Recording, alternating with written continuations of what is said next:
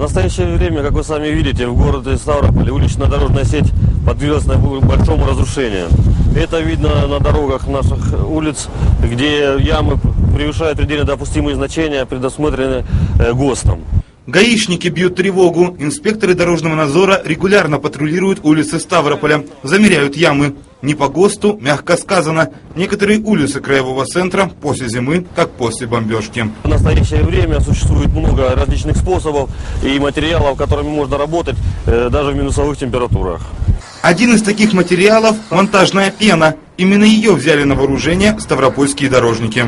Это новая технология, она только разрабатывается, причем благодаря этой технологии мы уже отремонтировали более 50% дорог в городе Ставрополе. Мы берем обычную монтажную пену и обычные ямки на дорогах, которые есть, просто заделываем этой пеной. Плюсы на самом деле очень большие, потому что старый метод — это купить кучу асфальта, закатать полностью всю дорогу, а тут конкретная выделенная ямка, и с конкретной ямкой мы работаем. Благодаря новой технологии существенно увеличилась скорость выполнения работ. Дорожникам, как вы видите, теперь не требуется катков или другой специализированной техники. Всего за 1 час один рабочий может отремонтировать до 100 метров типичной ставропольской дороги. Чиновники рапортуют, ямочный ремонт в краевом центре будет завершен в течение месяца. Созданы рабочие группы по основным нашим городам, по всем. Проведена работа, определены объемы, поставлены задачи.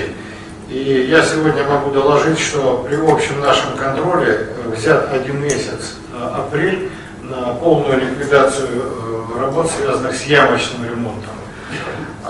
Значит, будем контролировать каждый день все эти вещи. Чиновники уже собираются закупить несколько тонн пены. Многие поставщики обрадовались крупным заказам. Упор, обещали в администрации города, будут делать на сотрудничество с малым бизнесом. А водители уже успели по достоинству оценить новые мягкие ямки. Многие водители уже сказали, действительно, это очень хорошая инициатива, действительно, монтажной пены, потому что она, когда засыхает, она становится прочной. Технология заключается в чем?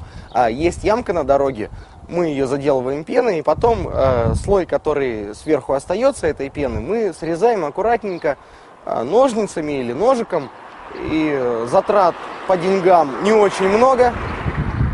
Были произведены первые мероприятия, которые позволят всем нашим водителям, всем нашим в целом людям, которые ездят в общественном транспорте, чувствовать себя более комфортно. Павел Гендавицкий, Павел Сухарев, 26-й регион, 1 апреля 2014 года.